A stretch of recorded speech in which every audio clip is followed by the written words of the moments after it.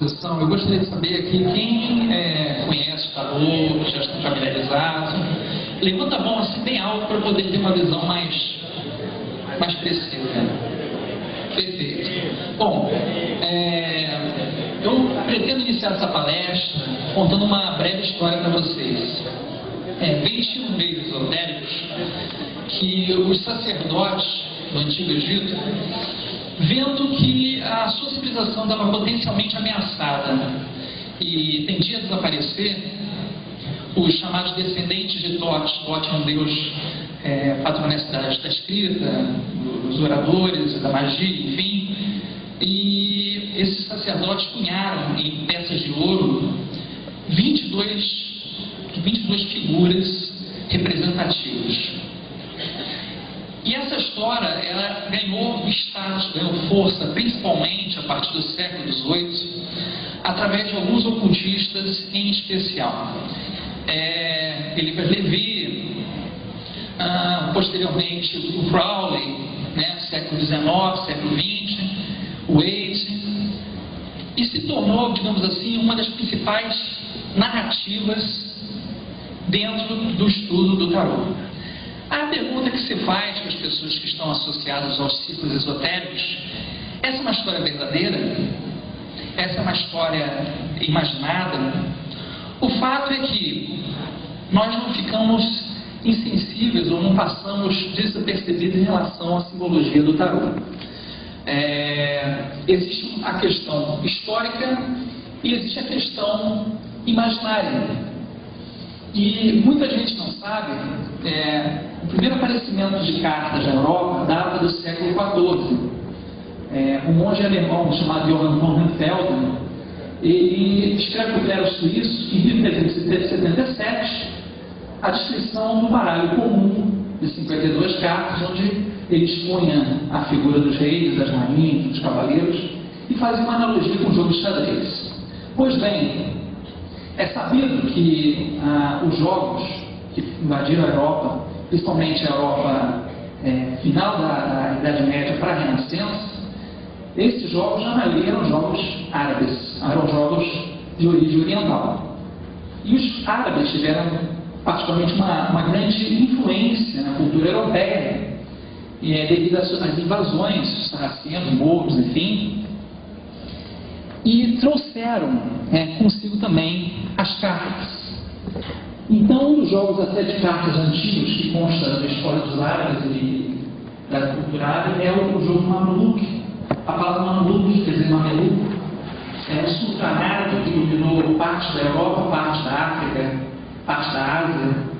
E o Mamluk, ele cunhou um baralho em que apareciam os 4 naipes: copas, ouros, paus e espadas. Só que na simbologia, na alegoria dos árabes, as espadas eram cimitarras, e o naipe de paus, conhecido do baralho também de tarô e da baralho comum, é uma estaca de polo, que polo é um esporte praticado tradicionalmente pelos árabes, onde se monta um cavalo, enfim.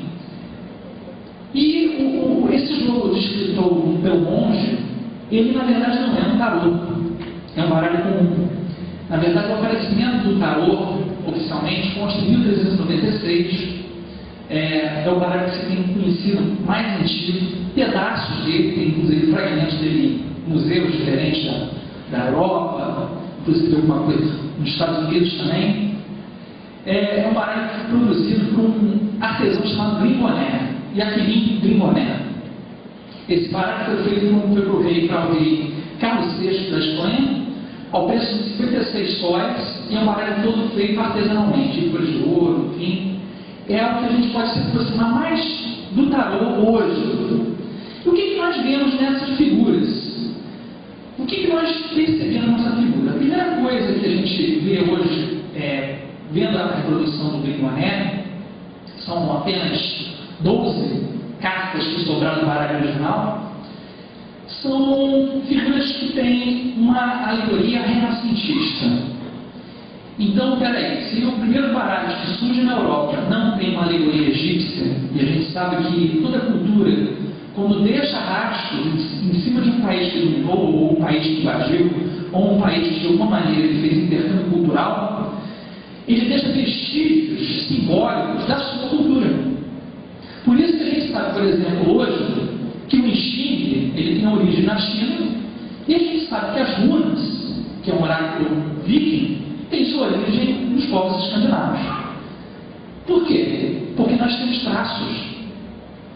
Ora, seria prudente a gente considerar que figuras que constam do imaginário renascentista, pós-medieval, tivessem pelo menos, em consideração simbólica, vestígios da cultura egípcia.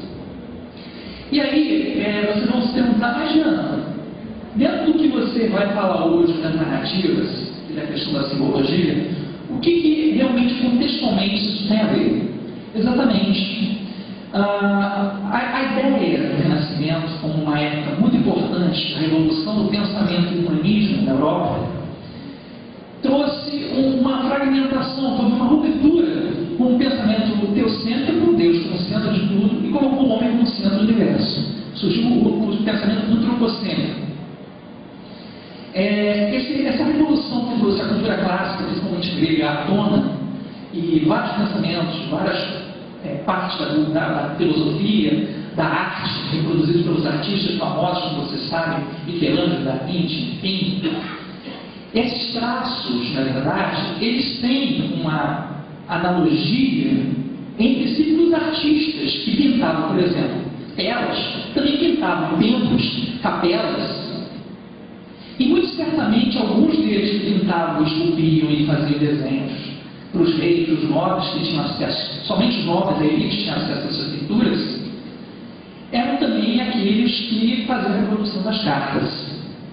Somente a partir do século XVI, do século XVII, é que houve uma organização europeia chamada cartiers, que foram artesãos que começaram a seguir um padrão de artístico, um padrão de impressão. Depois de Gutenberg, do advento da imprensa, começaram a fazer a impressão através da xilografia, que é uma técnica que utiliza a madeira, o entalhe ao contrário, onde se estampava no papel e as pessoas pintavam na mão.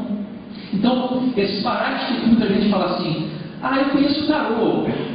Qual tarô que você conhece? Eu conheço o tarô de Marseille. Todo mundo normalmente fala do tarô de Marseille. Mas é porque a grande parte dos artesãos, dos cartiers, e posteriormente tarotiers, se concentraram na França.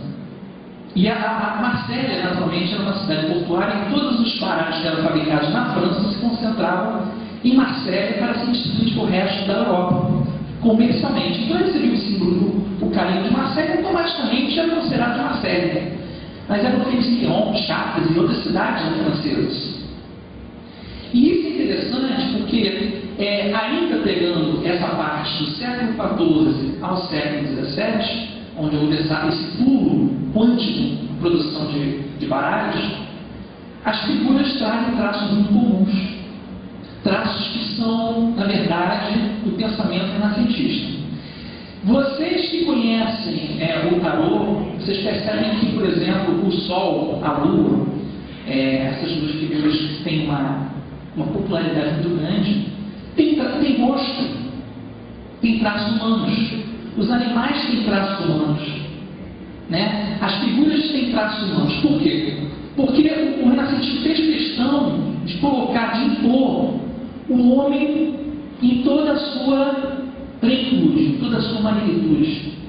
E os corpos celestes também personificaram as características humanas. Talvez aí a gente pense que entre os renascentistas os deuses, os heróis gregos tenham feito tanto sucesso. Porque dentro das mitologias, certamente, a mitologia grega é a que mais, como assim, traduz a parte humana do ser humano. A parte mais humana de todos nós. Nós temos aqui a figura da papisa, né? Primeiro eu quero colocar para vocês o que é a narrativa. Narrativa vem do latim narratio, que significa contar uma história. e uma história que normalmente pode ser imaginária ou real. Normalmente, como diz aquela frase, que enquanto um ponto aumenta um ponto, né? As histórias normalmente elas agregam determinados tipos de valores, pensamentos, por onde elas atravessavam. Então, quando uma história partia de um povo e chegava do outro lado do mar, contada por um marinheiro, essa história com certeza já tinha sofrido todo tipo de transformação, todo tipo de distorção.